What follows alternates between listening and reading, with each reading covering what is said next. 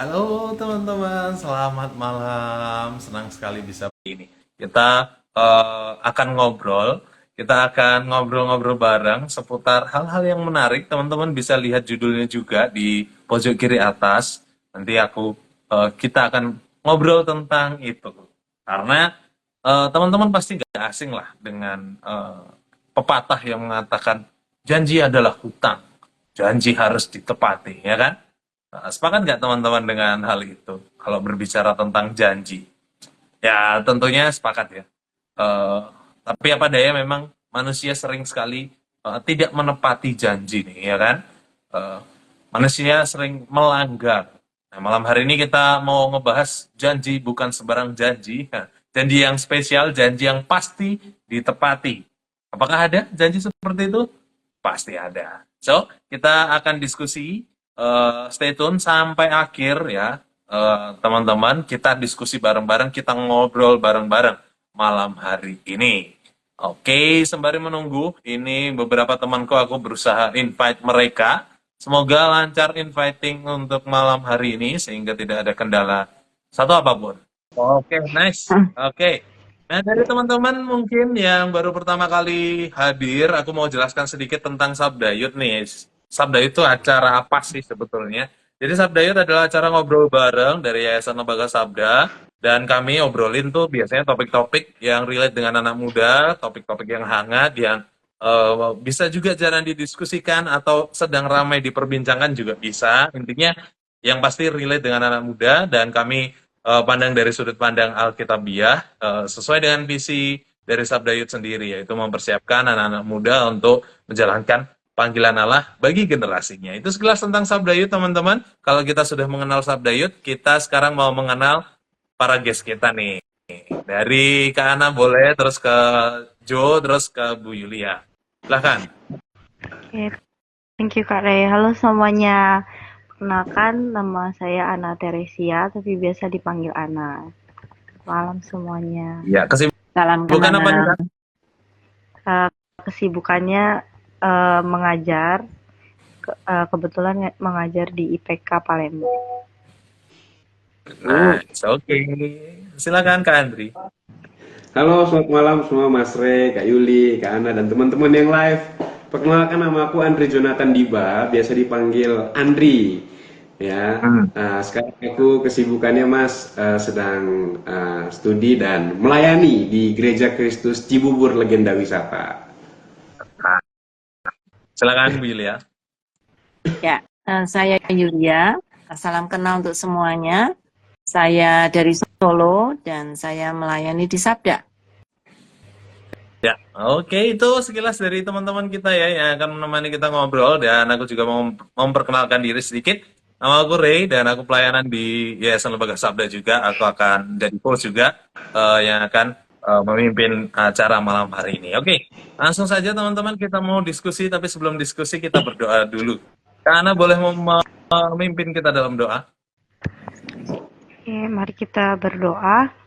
Bapa kami yang baik, kami sungguh mengucap syukur untuk kesempatan malam hari ini kalau kami boleh dipertemukan untuk berdiskusi, untuk mengobrol bersama ya Tuhan dalam topik I am with you always. Kiranya Tuhan yang memberkati, berikan hikmat, berikan kebijaksanaan agar apa yang kami uh, diskusikan itu seturut dengan kehendak Tuhan, dan biarlah apa yang kami diskusikan ini dapat menjadi berkat bagi kami, bagi teman-teman yang mendengar maupun bagi teman-teman yang mendengarkan. Terima kasih ya Tuhan Yesus, kami mau serahkan diskusi kami ini ke dalam tangan Tuhan. Hanya dalam nama Tuhan Yesus kami sudah berdoa dan mengucap syukur. Amin. Amin. Amin. Thank you, Kak Ana. Dan kami tentunya pengen bukan hanya kami yang berdiskusi, tapi teman-teman di rumah juga kami harap teman-teman di rumah bisa ikut berdiskusi, berikan komentarnya, pernyataan maupun pertanyaannya juga boleh, silahkan. Intinya ketika kami ngobrol, teman-teman ikut komentar aja, pasti nanti kami akan bacain. Kalau ada pertanyaan juga yang eh, masih nyambung dengan topik yang sedang kami perbincangkan, ya silahkan tanyakan aja teman-teman. Jadi kami harap teman-teman juga ikut berdiskusi bareng kami ya, dan boleh banget untuk share link video ini ke circle-nya, ke kelompoknya, kemanapun teman-teman yang kehendaki gitu, supaya makin banyak juga yang berdiskusi dan ngobrol bareng kita. Oke, Langsung saja ya teman-teman. Seperti yang udah aku spill tadi, ada janji yang palsu, ada yang janji yang asli, ada yang janji ditepati, ada yang janji tidak ditepati. Nah, malam hari ini kita ngobrolin tentang kata janji itu sendiri. Nah, sebetulnya dalam konteks apa sih janji itu digunakan dan atau biasanya muncul tuh? Apa sih artinya janji dan apa pentingnya janji? Menurut teman-teman gimana? Oke, dari aku dulu ya Kak ya. Kalau Boleh. menurut aku sendiri, janji itu biasanya muncul ketika ketika seseorang itu ingin membuat suatu komitmen yang disepakati. Kemudian biasanya sih pasti janji itu dibuat oleh orang yang sudah memiliki hubungan personal. Nah, dan janji ini adalah satu hal yang penting yang harus ditepati karena pastinya itu menunjukkan sebuah integritas dari si pembuat janji. Itu dari aku sih. Ya. Ya, ya. Oke, Andri dulu deh. Oke. Thank you Kak Yuli. Menarik nih Kak, janji gitu kan. Tadi adanya kesepakatan hubungan personal gitu ya, bahkan bukan cuma personal gitu ya, bahkan dalam skala besar pun antar negara ataupun itu ada namanya perjanjian-perjanjian. Dan memang kalau bilang janji ini sesuatu yang memang disepakati, yang sudah mengikat, yang mau nggak mau harus dilaksanakan ketika memang kesepakatan itu sudah dibulatkan lah, disetujui gitu. Jadi memang janji ini menarik sih ya, dekat dengan kehidupan kita sehari-hari gitu. Itu mungkin dari aku Kak. Ya. Ya, janji itu seharusnya sesuatu yang serius ya. Karena orang kalau udah janji ya harapannya ekspektasi dari orang lain tuh dia pasti akan menepatilah janjinya gitu ya. Tapi memang namanya manusia gitu ya. Kalau itu bukan sesuatu yang serius, biasanya janji bisa saja dilanggar gitu. Atau pura-pura nggak inget gitu ya. Tapi kalau sesuatu yang serius itu bisa menjadi masalah kalau kita nggak menepati janji itu. Apalagi kalau ekspektasi dari orang yang kita janjiin itu benar-benar tinggi gitu ya. Sehingga kita akan dituntut untuk menjalankan janji yang sudah kita sepakati gitu ya, yang sudah kita berikan. Ya, betul sekali apa yang disampaikan teman-teman. Aku juga sepakat hal itu. Aku juga sempat baca nih beberapa referensi dan ada satu yang menarik definisi janji itu, yaitu kontrak psikologis. Keren sekali. Janji sebuah kontrak psikologis suatu bentuk kesepakatan gitu yang tidak tertulis memang, tapi menimbulkan harapan gitu dari pihak-pihak yang terlibat, khususnya yang diberikan janji gitu. Secara alam bawah sadar atau secara psikologis mereka membangun, kalau Bu Yulia tadi, membangun ekspektasinya gitu, membangun harapannya gitu. Jadi ya memang sesuatu yang harusnya mengikat dan hal itu mendorong untuk janji ditepati harusnya. Itu sih menurutku. Aku Kak. Oke, wah menarik banget ya. Kayak untuk bahasan kita tentang janji ini. Jadi aku belajar sih, wah berarti janji itu sesuatu yang mengikat gitu, sesuatu yang menimbulkan ekspektasi. Sesuatu yang bukan sesuatu yang enteng ya, tapi dan juga nggak bisa dilanggar seperti itu. Jadi itu adalah hal yang serius karena kalau kita tidak menepatinya itu bisa menimbulkan masalah kepercayaan. Nah sekarang kita coba ulik-ulik lebih lanjut nih Kak ya. Gimana sih prinsip janji itu di dalam Alkitab? Ya. Kalau Alkitab sih banyak sekali saya kira ya janji. Itu sebabnya banyak orang Kristen yang mengeklaim janji-janji. Khususnya janji berkat ya. Tuhan akan memberkati, Tuhan akan melindungi, Tuhan akan menyembuhkan. Nah itu orang Kristen senang baca Alkitab itu karena tujuannya untuk mengeklaim janji-janji itu. Harapannya ya dia mendapatkan keuntungan dari janji-janji itu. Tapi aku pikir Alkitab lebih dari itu ya ketika membicarakan janji. Memang Tuhan sering memberikan janji kepada manusia, tapi bukan berarti terus disalahgunakan oleh manusia gitu ya. Nah itu sayangnya sih janji Tuhan sering disalahgunakan gitu oleh manusia dan padahal di dalam janji itu sering ada kondisi gitu ya. Nah, kondisi ini jarang diklaim gitu. Maksudnya aku Ya. akan memberikan berkat kalau kamu setia. Ya, kan kondisinya setia. Kalau nggak setia, ya nggak mungkin janji itu dipenuhin ya. Aku, teman-teman, boleh? Sebelum Kak Iya. Andri. Boleh. Ini Oke, ada silakan Mas Rey. komentar dari Spiritual Journey Page sebelum kita lanjut dan lebih dalam ya. Jadi menurutku penting sih karena mengikat tadi ya, karena menyanggupi untuk berbuat sesuatu. Dan satu pertanyaan yang menarik sekali dari Spiritual Journey Page, boleh kita diskusikan bersama-sama dalam konteks Alkitab juga, tentu siapa yang nemuin janji. Wah. Kalau dalam konteks Alkitab tadi, karena kita sedang bahas Alkitab ya, menurutku janji yang memberikan, yang mencetuskan ya tentu Allah sang kreator itu sendiri gitu. Jadi ya siapa yang menemuin janji ya Allah, sehingga umat-umatnya pun bisa meneruskan janji-janji itu atau juga bisa memberikan janji-janji itu atau membuat janji itu. Gimana menurut teman-teman? Aku Silakan Kak. Andri tadi. Ya. Iya, ini menarik nih. Bahkan tadi Kak Yuli bilang di Alkitab pun banyak gitu kan, apa namanya, tentang janji. Apa seringkali kita gitu ya, atau manusia gitu mengklaim janji gitu. Apa namanya? Padahal dalam janji itu ada sesuatu yang harus kita kerjakan, kita lakukan sehingga janji itu dapat kita peroleh gitu kan.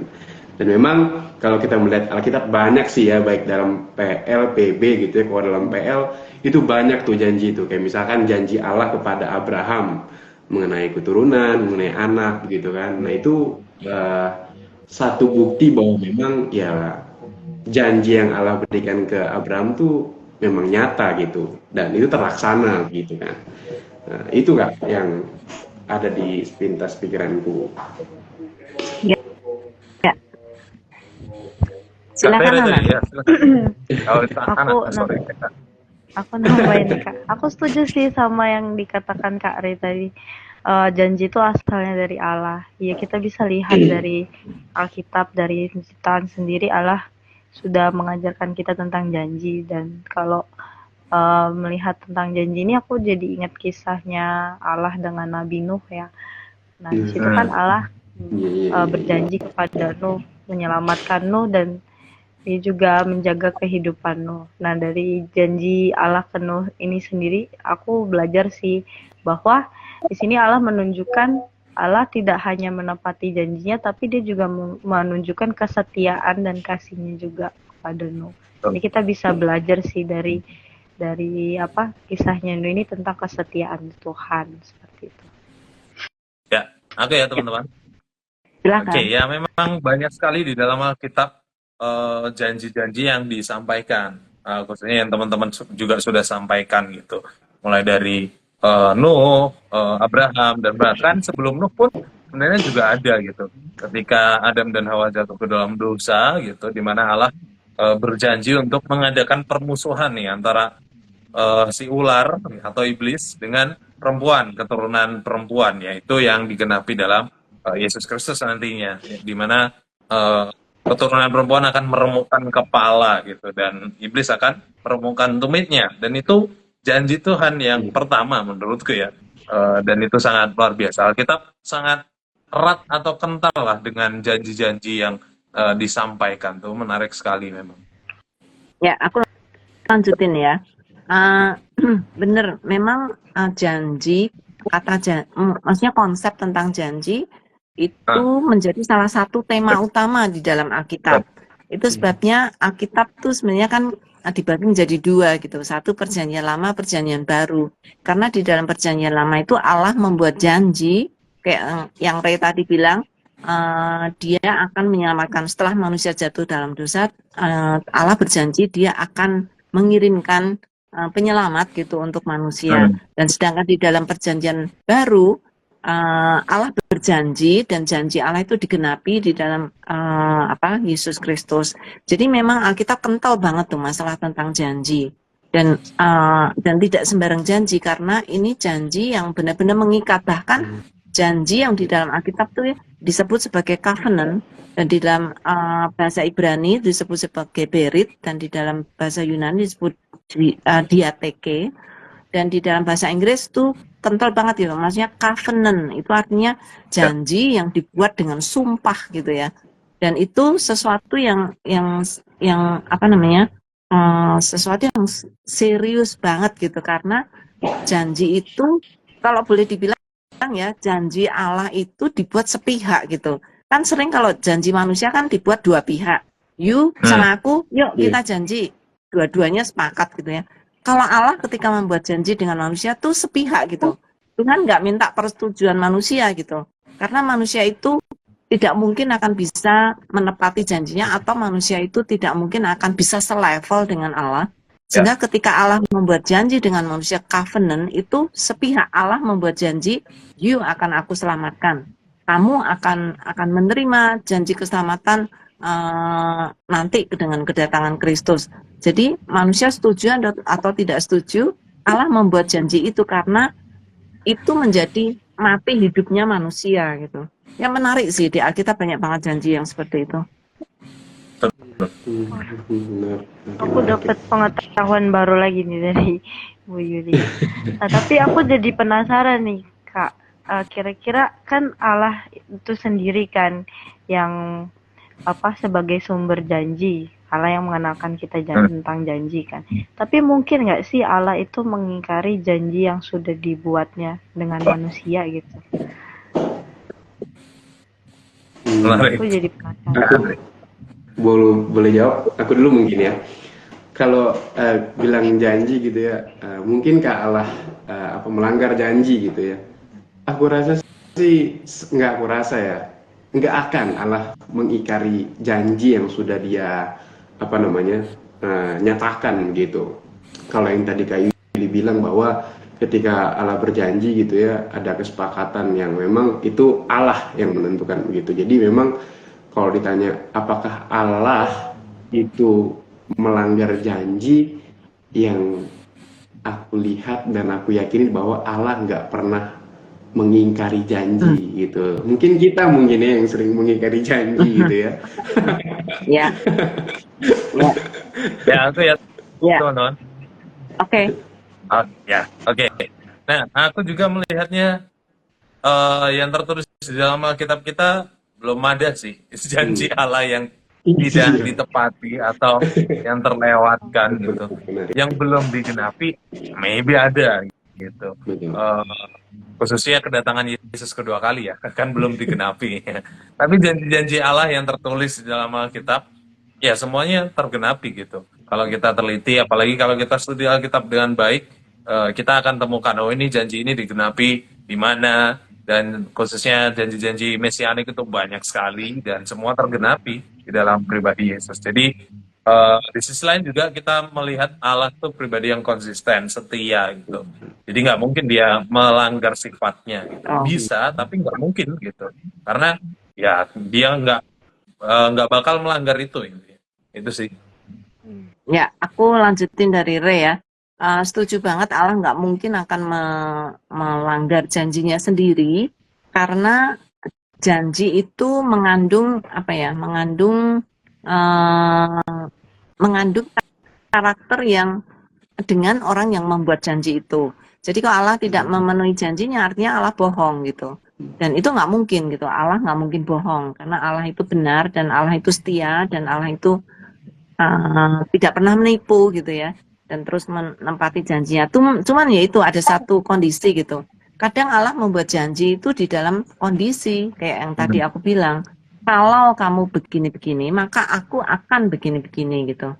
Jadi kalau kamu percaya dengan iman, maka kamu akan diselamatkan gitu. Jadi banyak janji Allah yang punya kondisi. Nah, ini ngomong-ngomong tentang janji nih. Ada satu ayat di dalam Alkitab yang hari ini kita akan diskusikan lebih jauh, itu tentang janji yang dia buat ketika dia akan naik ke surga. Ketika Allah akan naik ke surga, dan itu janji terakhir, paling terakhir yang Tuhan berikan kepada manusia, yaitu dari Matius 28 ayat 20. I am with you always. Itu janji Tuhan bahwa dia akan menyertai kita sampai kepada akhir zaman. Nah, kalau kita akan diskusikan ini, teman-teman, menurut teman-teman tuh janji ini tuh apa bedanya dengan janji-janji Tuhan yang lain gitu? apakah ada signifikansinya dan apakah perbedaannya, persamaannya, gimana? Aku boleh. Aku Kak Yuli. Ya, Ya, Oke. silakan. Ini makin menarik nih. Apa bedanya janji yang dalam Matius 28 ayat 20 dengan janji yang lain? Apa ya? Janjinya sama, apa bahwa Allah akan menggenapi. Tapi kalau kita melihat konteksnya dari Matius 28 ini, bagaimana Yesus mengarahkan murid-muridnya untuk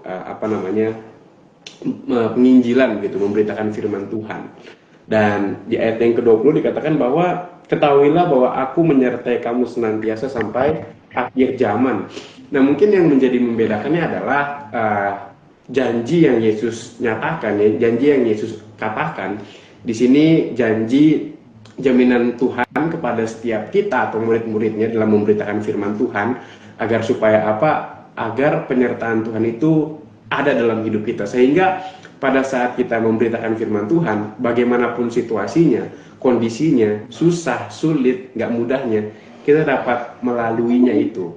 Jadi yang aku tangkep sih Kak Yuli dan teman-teman yang lain, bahwa memang yang membedakan janji ini dengan janji yang lain adalah konteksnya, di mana Tuhan berjanji bahwa I'm with you always, aku akan selalu ada bersamamu gitu dalam melakukan tugas, atau ini kan amanat agung ya, perintah Tuhan untuk memberitakan kabar baik kepada setiap orang. Jadi Tuhan akan senantiasa selalu, kalau di sini bahkan kata selalu itu setara dengan mengiringi, bersama-sama gitu ya. Jadi memang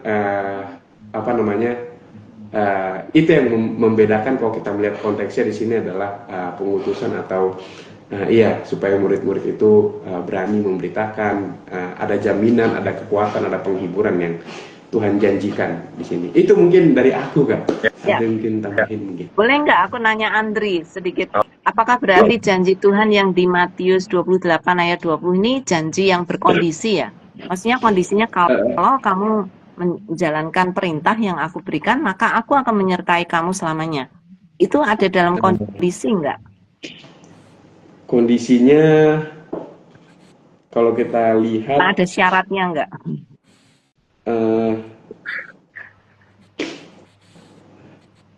nggak ada kayaknya ya.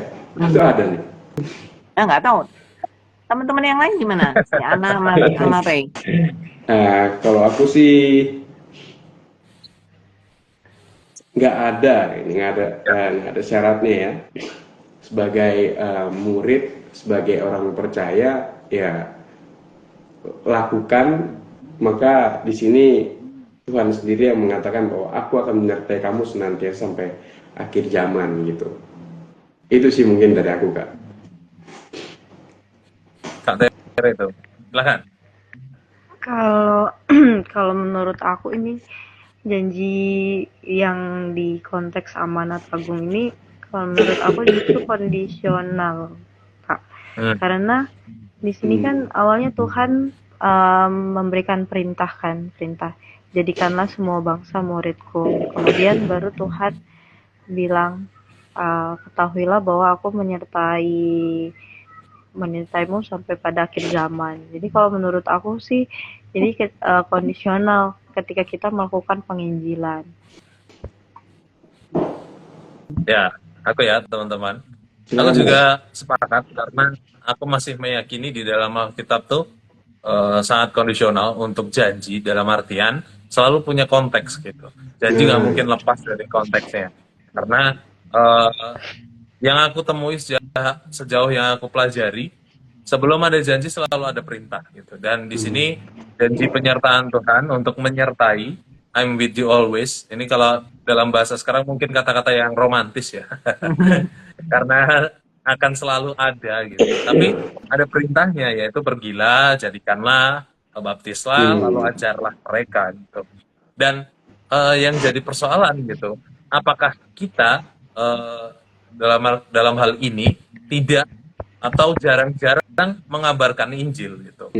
Nah itu kan harusnya hidup kita adalah surat yang terbuka, artinya setiap hari apa yang kita lakukan adalah kesempatan kita untuk memberitakan Injil gitu, atau melaksanakan amanat agung itu. Nah, dengan demikian, apakah itu kondisional? Ya, tapi masalahnya kita itu selalu melaksanakan itu. Jadi Tuhan itu selalu ada dalam kehidupan kita karena hidup kita adalah untuk melaksanakan amanatnya. Nah, itu sih yang menurutku. Nah, ini ada pertanyaan yang bagus dari Ibu Lani nih. Jika janji Tuhan berdasarkan kondisi tertentu seperti ketaatan dan lain-lain, apakah itu termasuk transaksionalkah? Bukankah kita sering mendengar bahwa kita diajarkan untuk memiliki kasih yang unconditional? Gimana nih? Ada yang mau jawab nih? Bolehlah, aku coba jawab lah. Ibu Lani ini suka kasih pertanyaan yang susah-susah nih. Menarik. Pertanyaannya, janji itu kondisional, tapi kasih unconditional. Ya. Ya. Bagiku itu karena kasih itu unconditional. Janji bukan berarti tidak karena mengasihi gitu, tapi kita harus pisahkan gitu, membedakan antara kasih yang unconditional. Kasih kan bukan berbicara hanya tentang janji gitu, tapi banyak hal gitu. Tapi janji itu kondisional karena janji ada selalu perintahnya gitu. Ketika kita melaksanakan perintah itu, janji digenapi. Tapi kalau tidak ada, kita melanggar perintah itu, ya janjinya belum tergenapi karena kita belum melaksanakan perintahnya. Makanya banyak yang tidak bisa, atau mana nih janji Tuhan, katanya Tuhan akan memberkati bla bla bla aja. Nah, perintahnya ini sudah dilaksanakan belum? Perintahnya belum dilaksanakan kok sudah nagih janji kan gitu. Ya. Itu sih dari gue. Ya, Andri. Oh ya Kak, yang menarik nih kan, lagi-lagi memang pembahasan tentang janji ini ada pemahaman baru yang kita dapatkan bahwa memang tadi betulnya kesepakatan awal. Jadi memang janji, kalau mau menerima janji ya memang harus mengerjakan sesuatu dulu gitu ya. Dan ini yang membuka wawasan kita, yang membuka pengetahuan kita yang baru kembali bahwa memang ketika mau menerima janji gitu ya, harus ada sesuatu yang kita kerjakan, lakukan gitu ya, kayak dari pembahasan yang tadi kita diskusikan. Itu mungkin Kak Yuli, Kak Ana, dan Mas Rey. Ya. Aku ikut nimbrung nih dengan Ibu Lani nih. Aku setuju dengan Rey gitu ya. Janji itu kondisional, tetapi kasih itu unconditional.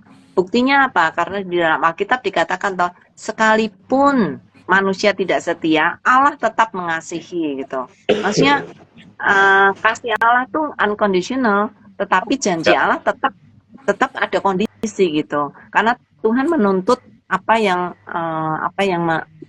Tuhan inginkan itu terjadi. Jadi sekalipun manusia tidak menepati janjinya, Allah tetap menepati janjinya dan kasih Allah tidak berkondisi gitu ya. Menarik. Betul. Aku ya, sedikit lagi teman-teman, ada komentar juga dari Kak Admin, Spiritual Journey Fit, yang bagiku juga menarik karena beliau sampaikan nggak ada janji Allah yang diingkari. Kalau Allah mengingkari janji, apa yang bisa kita contoh sebagai orang percaya?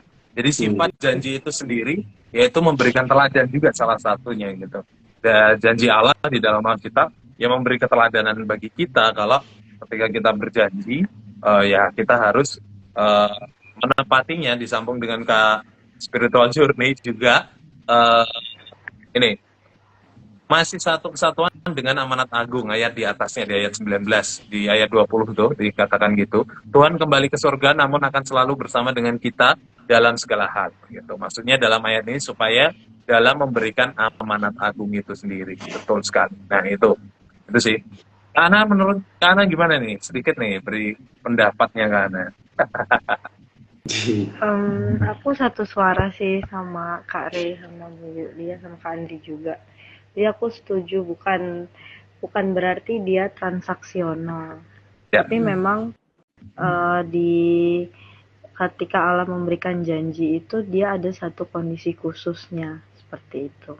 Itu aja sih kayak. Ya. Nah ini ada komentar juga dari Bu Evi Broto. Ada kuasa dari Tuhan dan janji penyertaannya. Jadi penyertaan Tuhan yang penuh kuasa seharusnya memantapkan hati untuk melakukan perintahnya. Betul sekali. Nah, aku sepakat dengan Bu Evi nih. Karena di dalam janji itu ada kuasa untuk memampukan kita mentaati perintahnya. Sehingga kita juga bisa merasakan janjinya. Lagi-lagi, janjinya itu tergenap. Pasti menurutku. Ya. Ya, ini menarik nih tentang janji kita sudah bahas bahkan di Matius 28 ayat 20.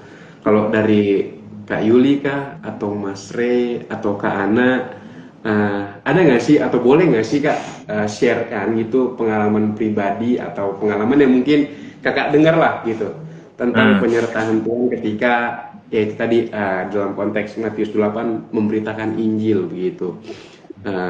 Itu sih mungkin kira-kira ada nggak boleh di-sharingkan nggak?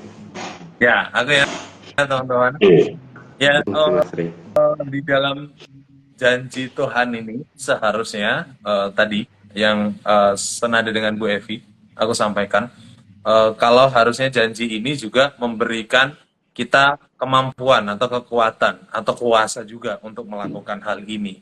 Nah, yang jadi pertanyaan, kenapa kita nggak berani? Jangan-jangan kita nggak melihat janjinya juga gitu, nggak melaksanakan perintahnya gitu. Kenapa kita nggak berani mengabarkan Injil? Karena kita lupa atau kita lupakan janji kalau Tuhan tuh menyertai kita. Kan banyak yang gitu takut atau ragu-ragu untuk memberitakan Injil tuh karena takutnya nanti dipersekusi, takutnya nanti dianggap ini itu, dianggap bla bla bla, dianggap negatif, atau takutnya aku ditolak gitu, takutnya aku dijauhi dan segala macamnya. Masih banyak alasan-alasan itu. Sedangkan orang itu lupa kalau janji penyertaan Tuhan ini untuk memberi kekuatan kepada kita, kemampuan kepada kita untuk menyampaikan kebenaran firman Tuhan, untuk membagikan firman Tuhan itu sendiri. Jadi bagaimana mempraktikkan janji penyertaannya, ya lakukan dan percaya kepada janji Tuhan ini, maka perintahnya itu kita bisa lakukan. Itu sih dariku. Ya, aku boleh nyambung ya.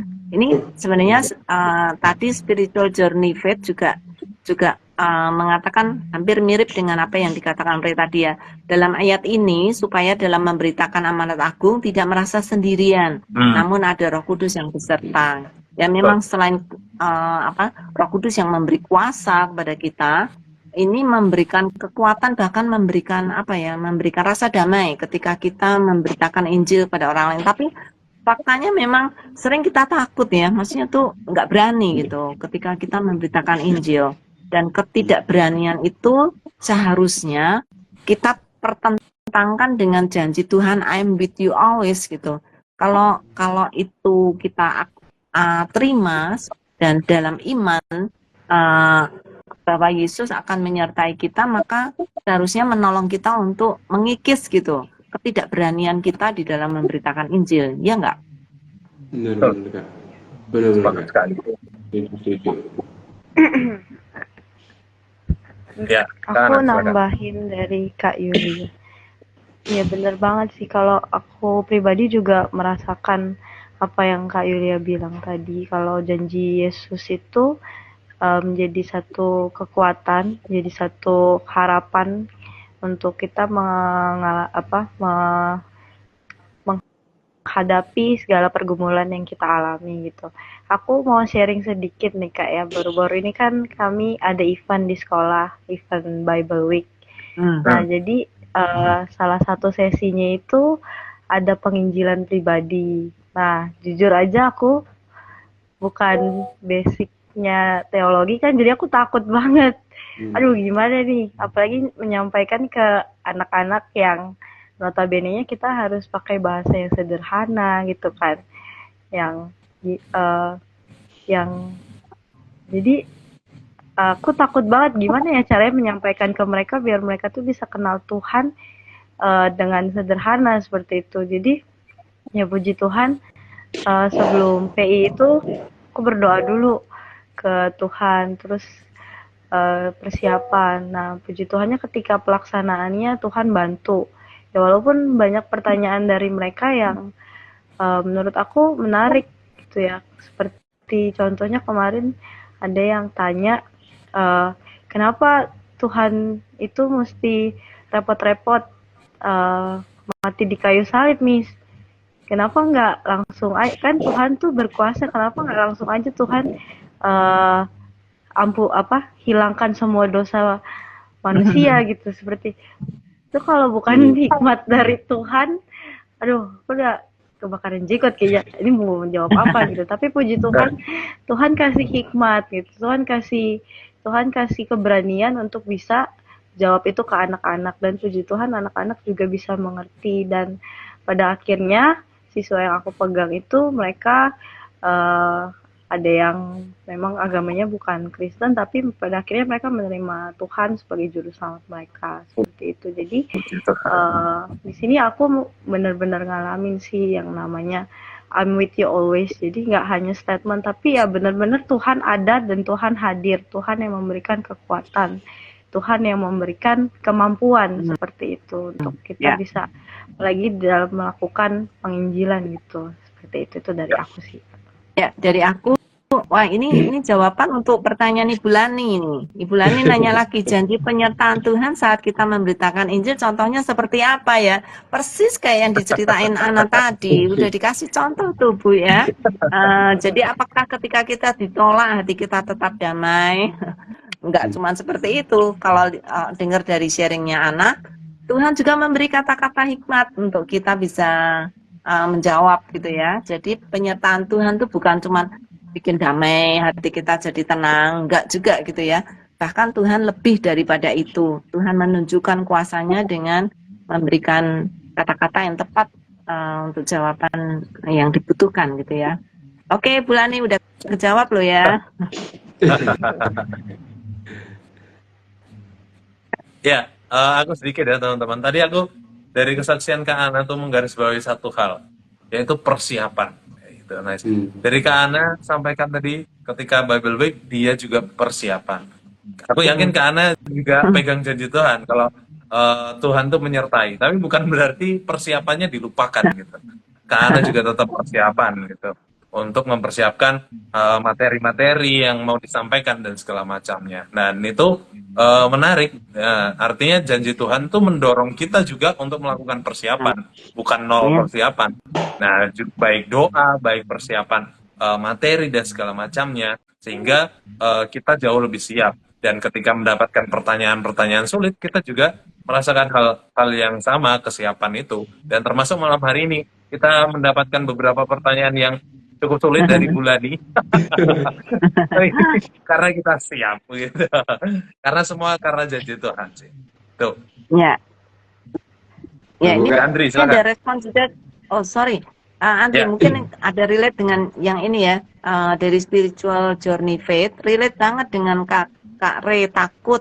Tapi ayat 20 ini menguatkan sekali, namun kita juga harus selalu minta hikmat Tuhan dan mengizinkan Tuhan untuk turut ambil bagian dalam hidup kita, terlebih dalam memberitakan Injil. Amin, amin banget ya. Silakan Kak Andri. Oke Kak, makasih. Ini aku juga mau bacain respon dari Kak Iskan dari 519, katanya, menurut saya janji Allah selalu menyertai dalam memberitakan Injil. Namun ada kuasa iblis yang tidak senang ketika kita memberitakan Injil. Betul banget. Itu yang membuat terkadang kita tidak berani. Ya, tadi mungkin disampaikan juga ya, persiapan apa dan lain sebagainya ya Kak ya. Ya. Nah itu kalau nggak disertai janji Tuhan, kita akan selalu diintimidasi oleh setan ya. Tapi karena penyertaan Tuhan, kita jadi punya keberanian untuk memberitakan Injil dan tahu bahwa Tuhan pasti menang gitu ya. Nah itu dia perbedaannya janji Tuhan dengan janji iblis. Janji Tuhan tuh memberi optimisme, janji iblis memberikan pesimisme. Kalau kita nggak bisa, kita nggak mampu, nanti takut diserang dan segala macam. Andri tadi silakan. Iya, memang tema kita pada hari ini luar biasa ya, menguatkan, mengingatkan, mereminder gitu ya. Dan memang aku yakin, aku pribadi sih, bahkan kita semua belajar banyak tentang janji-janji dalam Alkitab. Terlebih janji yang satu ini, karena kenapa? Karena ini adalah janji terakhir yang Yesus berikan tadi, yang Kak Yuli katakan sebelum naik ke surga. Tuhan Yesus memberitakan janji ini gitu. terus terang aku masih sering apa namanya, mungkin ragu kah, bimbang kah. Mungkin setiap kita juga yang mungkin nonton di sini juga mengalami hal yang sama, Mas Rea. Masih sering apa namanya, ragu, bimbang gitu ya. Gimana cara dan lain sebagainya untuk memberitakan kabar baik. Sedangkan kita semua ini harus menjadi surat-surat Kristus yang terbuka. Maka faktanya sebenarnya dari apa yang kita bahas, sebenarnya kita tidak sendirian ya. Dari apa namanya, firman Tuhan yang kita renungkan sama-sama hari ini, bahwa memang kita nggak sendirian dan tidak ditinggalkan ketika sedang memberitakan kabar baik, begitu. Amin. Ya kan? Maka menurut teman-teman, apa dampak janji Yesus dalam hidup kita sehari-hari? Dari Kak Yuli atau Kak Ana, apa sih dampak yang luar biasa apa namanya, tentang janji Yesus dalam kehidupan hari lepas hari gitu? Ya, boleh aku ya. Yang jelas, yang mendasar adalah, khususnya dalam konteks Amanat Agung, adalah keberanian. Gitu. Kita berani untuk membuka obrolan. Gitu. Ini terlepas dari introvert atau ekstrovert, karena biasanya orang-orang zaman sekarang tuh berlindung di situ tuh. Aku introvert nih, nggak bisa memulai obrolan. Tapi kalau kita ingat dan kita yakini janji Tuhan, itu kita singkirkan terlebih dahulu, tapi kita berani untuk membuka obrolan terlebih dahulu. Karena bagian ini yang paling bisa dirasakan ya adalah bagaimana kita ramah gitu terhadap orang lain, sehingga orang lain pun ketika ngobrol dengan kita juga merasa nyaman gitu, nyambung gitu. Karena buka obrolan tuh nggak harus langsung Injil berkata gitu ya. Enggak, dari hal-hal yang sepele terlebih dahulu. Intinya memulai obrolan. Itu sih dari aku. Dari teman-teman, silahkan. Ya, kalau aku boleh, oh sorry, Ana dulu deh. Oke, Kak Yulia. Ya, aku sama sih kayak Kak Rey, jadi lebih berani. Karena itu tadi, karena kita udah punya jaminan kan. Wah, Tuhan nggak akan ninggalin kita nih. Tuhan akan selalu menyertai kita. Jadi, karena jaminan tersebut, jadi dari diri aku sendiri tuh jadi lebih berani untuk kasih tahu ke orang lain gitu. Kalau aku punya Allah yang nggak ninggalin aku nih, kamu mau kenal nggak gitu. Jadi lebih berani, kemudian jadi punya harapan lagi gitu, seperti itu sih Kak dari aku. Ya, aku nyambung ya dari Ana ya. Ketika Tuhan memberikan janji I'm with you always, itu merupakan satu hal yang kayak apa ya, kayak jaminan gitu. Jangan takut, bukan hanya jangan takut, kamu pasti akan berhasil gitu. Kamu pasti apa yang kamu lakukan tuh nggak akan sia-sia. Karena kan dikatakan juga di salah satu ayat firman Tuhan ya, firmanku tidak akan pernah kembali dengan sia-sia. Jadi kalau Tuhan menyertai itu pasti ada jaminan bahwa firman atau berita Injil yang kita sampaikan kepada siapapun ya, itu pasti tidak akan mungkin kembali dengan sia-sia. Walaupun tidak selalu good news sih, tidak kembali dengan sia-sia kan, bisa diterima atau bisa nggak diterima, tapi tidak sia-sia. Karena apa? Kalau orang itu menerima kabar baik yang kita beritakan, maka dia akan diselamatkan. Nah, kan janji Tuhan terjadi. Barang siapa percaya, maka dia akan diselamatkan. Tapi kalau orang itu menolak, dia akan menerima hukuman kan?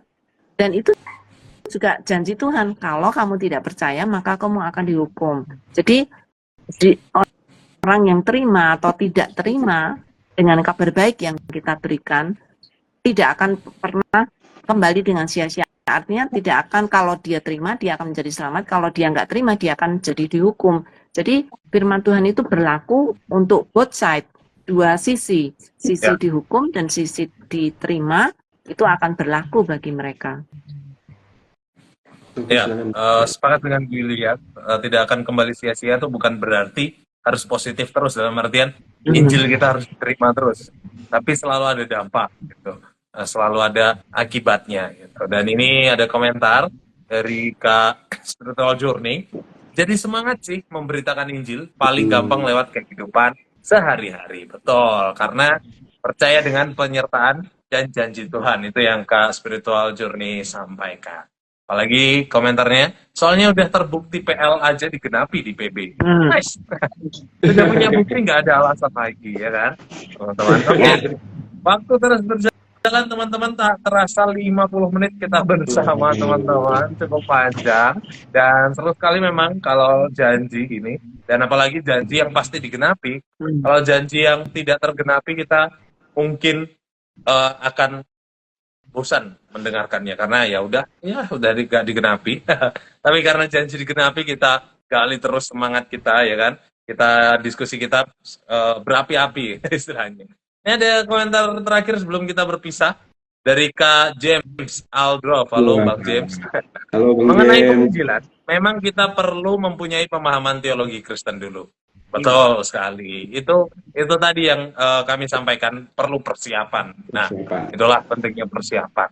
Dan bukan hanya janji terus tanpa persiapan. Nice. Oke, sebelum kita berpisah, teman-teman, boleh dari teman-teman, dari Jonathan, terus Kak Ana, terus Bu Yulia, nanti aku terakhir, boleh sampaikan closing statement-nya nih untuk teman-teman di rumah bawa pulang. Silakan. Kalau dari aku, hal yang aku dapat, diskusi yang luar biasa banget untuk malam ini adalah apapun kondisi situasinya gitu ya, pada saat kita memberitakan Injil, Tuhan tidak pernah meninggalkan kita. Itu juga. Thank you. Kana, silakan. Oke, kalau dari aku, sini Tuhan Yesus sudah berjanji kan, I am with you always. Jadi kita sebagai anak-anaknya, kita harus pegang janji itu, dan kita harus hidup seturut dengan kehendak Tuhan, karena kita sudah diberikan Tuhan jaminan kalau Tuhan itu nggak akan meninggalkan kita. Jadi bagian kita adalah melaksanakan apa yang sudah Tuhan katakan. Thank you. Silakan, Bu Yulia. Ya, teman-teman, berapa banyak kita sudah sering menyakiti hati Tuhan ya, tetapi Tuhan terus berjanji bahwa Dia akan menyertai kita untuk kita boleh terus memberitakan kasih-Nya. Jadi aku pikir hati kita harus meluap dengan kasih ketika kita memberitakan Injil, lepas dari intimidasi setan bahwa kita gagal, bahwa kita pernah menyakiti Tuhan dan lain-lain. Jadi jangan digubris omongan dari setan tentang betapa kita tuh sudah jelek, kita tuh sudah mengingkari janji Tuhan, kita tidak pernah setia. Tapi ketika kita mendengar janji Tuhan, that I'm always with you, itu kita boleh terus memegang janji Dia kalau kita tetap memberitakan akan kasih Tuhan, sekalipun kita jelek, tapi kan Tuhan baik gitu. Jadi kita memberitakan kasih Tuhan, memberitakan kebaikan Tuhan, dan Tuhan tidak akan pernah, kalau orang Jawa bilang tuh jodak, apa itu maksudnya, mendiamin kita gitu ya. Tuhan tetap akan terus menyertai kita sekalipun kita pernah menyakiti Dia. Tetapi kalau kita memberitakan kasih Dia, kita mau memberitakan kebaikan Dia, Tuhan tetap terus akan menyertai kita, dan apa yang kita katakan kepada orang lain itu sering menjadi berkat tanpa kita ketahui gitu ya. Amin. Thank you Ibu Yulia. Dariku, teman-teman, ya, Alkitab selalu memaparkan ada janji, ada perintah juga sebelumnya. Jadi mari kita percaya akan janji Tuhan yang pasti tergenapi, tapi jangan lupakan perintahnya. Nah, jadikan janji itu untuk kekuatan bagi kita melaksanakan perintah Tuhan. Karena janji Tuhan itu pasti digenapi. Gak usah kita tagih dan gak usah khawatir akan Tuhan, apakah nanti Tuhan PHP atau enggak. Itu enggak akan. Tuhan bukan pemberi harapan palsu. Tuhan itu pemberi harapan yang pasti. Jadi silakan pegang janji Tuhan untuk sebagai kekuatan dan kuasa kita melakukan perintah Tuhan. Itu dariku, teman-teman. Thank you sekali lagi Bu Yulia, Kak Jo, dan Kak Ana. Thank you diskusi malam ini. Dan terima kasih teman-teman di rumah yang sudah juga ikut memberikan komentar, ikut berdiskusi, yang juga sudah hadir, yang sudah menyimak. Ada ucapan terima kasih dari Kak Yulia Agustina 630. Terima kasih, sangat memberkati. Thank you Kak Yulia. Jangan lupa minggu depan hadir lagi ya teman-teman, di jam yang sama, hari yang sama, di akun Instagram yang sama, dengan guest yang baru dan topik yang baru. Minggu depan kita akan ngebahas Good Circle of Friends. Menarik nih, karena anak-anak muda tuh biasanya circle-circlean nih. Jadi jangan lupa minggu depan hadir. Thank you banyak teman-teman. Kita tutup diskusi kita dengan doa. Kak Andri boleh menutup kita dalam doa? Oke, thank you Kak. Mari teman-teman kita berdoa. Tuhan Yesus, kami datang bersyukur meskipun kami tidak satu tempat terpisah oleh jarak, namun kami bersyukur kami boleh sama-sama diberkati, sama-sama belajar dan diingatkan tentang janji Tuhan. Tuhan selalu bersama dengan kami. Maka Tuhan, lewat diskusi, lewat sharing, lewat pendalaman firman Tuhan yang sudah kami lakukan, biarlah membuat kami semakin semangat lagi, semakin berapi-api lagi, semakin percaya diri, semakin memberanikan diri untuk menyampaikan kabar baik kepada sesama kami, kepada orang-orang yang memang Tuhan berikan bagi kami, sehingga lewat kami mereka semua boleh mendengarkan, mereka boleh mengetahui kabar baik Injil keselamatan yang Tuhan nyatakan, sehingga lewat itu semua Tuhan, nama Tuhan dimuliakan, nama Tuhan ditinggikan. Terima kasih untuk Kak Yuli, terima kasih untuk Mas Ray, terima kasih untuk Kak Ana, bahkan setiap kami Tuhan yang mengikuti pembahasan kami di media Instagram. Bila juga Tuhan memberkati setiap kami lewat perenungan firman Tuhan kami, diskusi kami semakin diberikan keberanian, karena kami tahu Tuhan beserta dengan kami. Tuhan selalu bersama dengan kami.